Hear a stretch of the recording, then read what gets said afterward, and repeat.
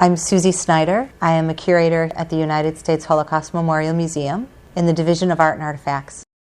The Morris Troper Collection is actually an archival collection that we received around 2005. It's significant because Morris Troper was a very important figure in an event that took place in June of 1939. This was the end of the event that we'll be discussing, and it is a picture of passengers surrounding Morris Troper that were on the MS St. Louis.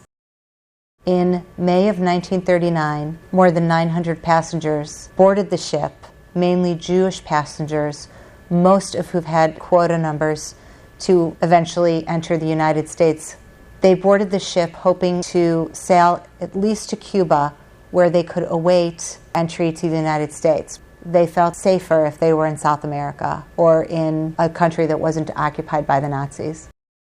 En route to Cuba from Hamburg, Germany, where the ship set sail, it was decided that the passengers were not going to be able to disembark in Havana. The Cuban government made this decision because it was found that illegal landing permits were sold to the Jewish population of the ship. This created quite a problem for the Jewish passengers because they did not want to return to Germany. Many negotiations began. The Joint Distribution Committee stepped in and tried to assist in having other countries take the passengers.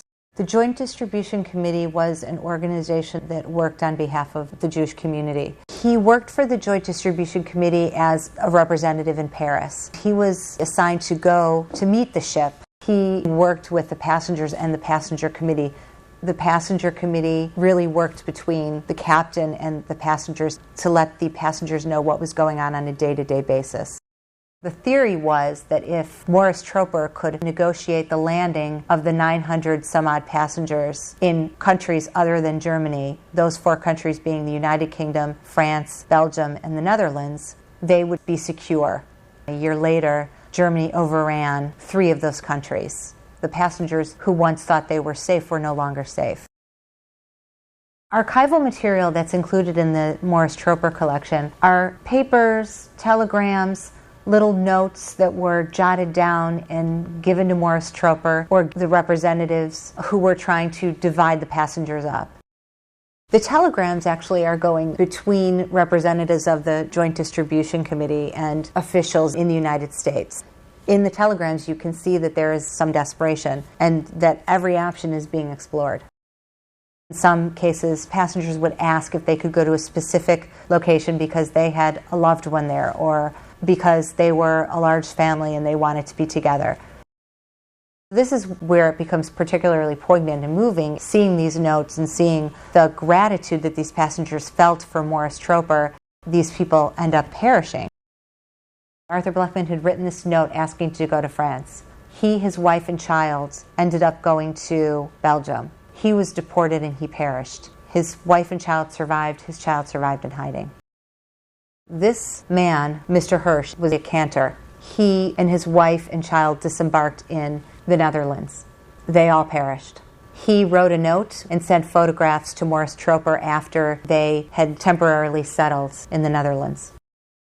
The thing that I think is the most interesting about this collection is it's so useful to look back and see how can the information in this collection really enhance what we already know. It's getting a different viewpoint. We have collections that we received before Morris Troper's papers, where we have one side of the story from the perspective of a survivor who was on the ship. His family fled Germany aboard the St. Louis. They ended up being forced to disembark in the Netherlands. Leopold Dingfelder and his wife and Rudy were all deported to Auschwitz eventually from the Netherlands. Only Rudy survived multiple concentration camps. Eventually, Rudy's wife, in the late 90s, donated a collection of materials that told us Rudy's story. We even had concentration camp documentation. What it didn't tell us was what his father and mother's plans were for their future.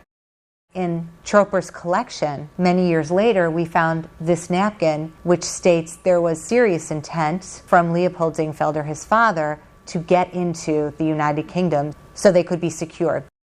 In the end, you see Morris Troper on board the ship, surrounded by passengers who seem relieved. They're going to a safe haven. For me, looking at the photograph, it's very hard because I know the outcome. I know there are people in that photograph who don't survive.